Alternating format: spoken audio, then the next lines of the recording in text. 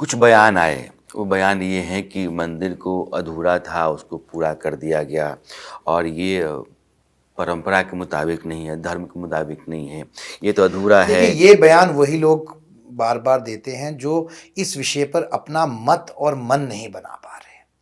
वो अपना मत नहीं बना पा रहे कि वो किधर है, ना ही वो अपना मन बना पा रहे हैं। अच्छा तो ये होता कि भगवान राम से आशीर्वाद लेने सब लोग जाते, तो मैं मानता कि इस विषय पर राजनीति विपक्ष नहीं कर रहा है। विपक्ष 3 बातें बड़ी मजबूती से उठा रहा है देश के सामने। नरेंद्र मोदी तीसरी बार सत्ता में आ गए तो लोकतंत्र खतरे में है, तीसरी बार सत्ता में आ गए तो संविधान खतरे में है, तीसरी बार सत्ता में आ गए तो मीडिया की आज़ादी और आम आदमी की आज़ादी भी खतरे में है। मैं इतिहास का स्टूडेंट रहा हूँ और मैं मानता हूँ कि ये तीनों चीज़ें तभी खतरे में आई थी जब कांग्रेस शासित सरकार के अंदर इमरजेंसी लगाई गई थी।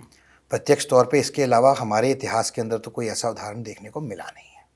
और ये बात भी बोलना चाहता हूँ कि हमारा संविधान इतना सक्षम है और सशक्त है कि अगर माननीय डॉक्टर भीमराव अंबेडकर जी भी वापस आकर उसको बदलने की चेष्टा करें तो वो भी नहीं कर पाएंगे। तो ये तो एक भ्रांति है जो फैलाने का काम कर रही है विपक्षी पार्टी अपनी निजी तुष्टीकरण की राजनीति करने के लिए। तो संविधान बहुत सक्षम है, हमारी देश की न्यायपालिका बहुत सक्षम है, हमें किसी भी चीज़ की डरने की ज़रूरत नहीं है क्योंकि ये व्यवस्था बदल ही नहीं सकती है।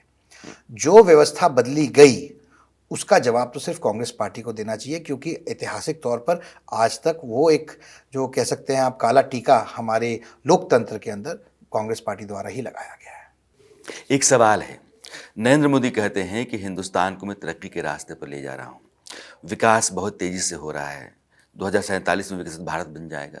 विपक्ष कहता है कि 80 करोड़ लोगों को आप राशन दे रहे हैं, ये कौन सा विकास है?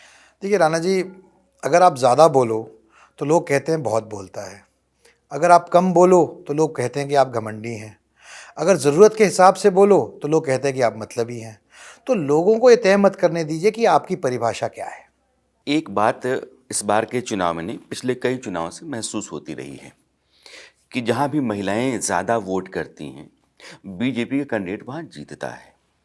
इस बार महिलाओं का प्रतिशत थोड़ा कम रहा है, लेकिन कई ऐसी सीटें नहीं जहाँ महिलाओं ने बढ़ चढ़ कर वोट किया है। महिलाओं का एक लगाव जुड़ाव नरेंद्र मोदी के साथ महसूस होता रहा, नतीजों में भी। कारण क्या मानते हैं? सबसे पहले तो मैं भी इस बात की तस्दीक करना चाहता हूं कि महिलाओं को एक अलग संज्ञा देने का काम नरेंद्र मोदी जी ने किया। वे ना तो किसी जाति में बांटी, ना किसी धर्म में बांटी। महिलाओं को एक एजेंट ऑफ चेंज यानी कि बदलाव का आपका प्रतीक मानने का काम नरेंद्र मोदी जी ने किया। आप समझिए, जब हमारे देश के अंदर टॉयलेट नहीं है, देश के अंदर हमारे यहाँ मूलभूत सुविधाएं नहीं हैं, तो आपको जब परिवर्तन लाना है तो वो ऊपर से नहीं आएगा, नीचे से आएगा। अगर नीचे से लाना है तो आपको समझना पड़ेगा कि वो नीचे का एजेंट ऑफ चेंज कौन है। वो हर घर में गृहिणी है, महिला है। तो पहली बात तो उसको रिकग्नाइज करना और उनको इज्जत देना, ये काम नरेंद्र मोदी जी ने किया। उसके बाद उनको एम्पावर करना, उनको सशक्त बनाना, उनके बैंक खाते खोलकर उज्ज्वला योजना के ज़रिए और ऐसी अनेकों योजना के लिए जहाँ पर महिलाओं के ऊपर, महिलाओं को एक तौर पे देखा गया कि महिलाएं ना तो जातीय आधार पे देखा गया, ना धर्म के आधार पे देखा गया, उनको एक सिर्फ महिला देश की आधी आबादी के हिसाब से देखा गया। लोग बात करते हैं कि हमारे यहाँ पंचायती राज में महिलाओं को सरपंची का चुनाव लड़ने के लिए जो रिजर्वेशन मिली थी, तो ये बात सही है कि ये रिजर्वेशन बहुत पहले कांग्रेस सरकार में मिली थी, लेकिन मैं तो क्योंकि खुद घूमता हूँ, मैंने देखा है।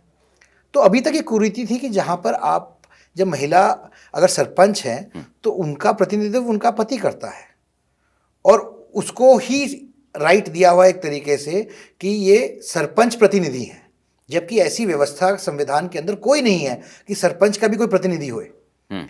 तो आपने एम्पावर किया लेकिन वो एम्पावर नहीं हुई।